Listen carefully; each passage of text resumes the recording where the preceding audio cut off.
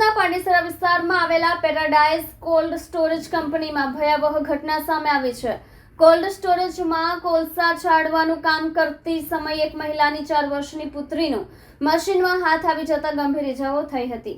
પાંડેસરા વિસ્તારમાં દુઃખદ ઘટના। કોલ્ડ સ્ટોરેજ મશીનમાં હાથ આવતા 4 વર્ષની બાળકીનું મોત। સુરતના પાંડેસરા વિસ્તારમાં આવેલા પેરાડાઇઝ કોલ્ડ સ્ટોરેજ કંપનીમાં ભયાવહ ઘટના સામે આવી છે। કોલ્ડ સ્ટોરેજમાં કોલસા છાળવાનું કામ કરતી સમયે એક મહિલાની 4 વર્ષની પુત્રીનું મશીનમાં હાથ આવી જતા ગંભીર ઈજાઓ થઈ હતી। મૃતક બાળકી ગૌરી બારૈયા પોતાના માતા સાથે કોલ્ડ સ્ટોરેજમાં હાજર હતી ત્યારે અચાનક મશીનમાં તેનો હાથ આવી ગયો। બનાવ બાદ તરત જ બાળકીને સારવાર માટે સુરત સિવિલ હોસ્પિટલ ખસેડવામાં આવી હતી।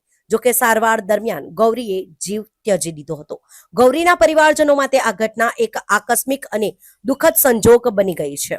ગૌરીને 2 બહેન અને 1 ભાઈ છે। સમગ્ર વિસ્તારમાં શોકનું વાતાવરણ છવાઈ ગયું છે। મૃતકના સંબંધી રાજેશ બારિયાએ કહ્યું હતું કે મેળ પડ નિમિત્તે માતા બાળકીને સાથે લઈને ગઈ હતી। તેમની પાસે બીજું કોઈ ન હતું, તેથી બાળકી પણ કામ માટે સાથે હતી। આ ઘટનાથી परिवार पर आभ तूटी पड़िયું છે।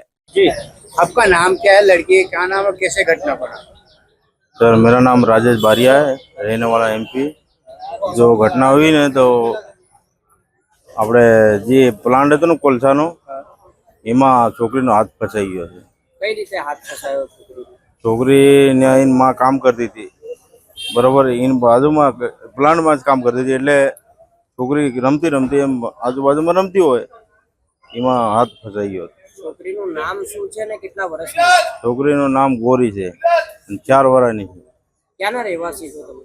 એમપી મધ્યપ્રદેશ જાપા જિલ્લા। કઈ કંપનીમાં કામ કરો છો? કયા વિસ્તારમાં કંપની આવી છે? પાંડેસરા જીઆરડીસીમાં બુડિયા છોકરી પાસે। કંપનીમાં શું કામ થાય? કંપનીમાં કોલસાનો કોલસા પછી કોલસાને પ્લાન્ટ છે। કંપનીનું નામ શું છે?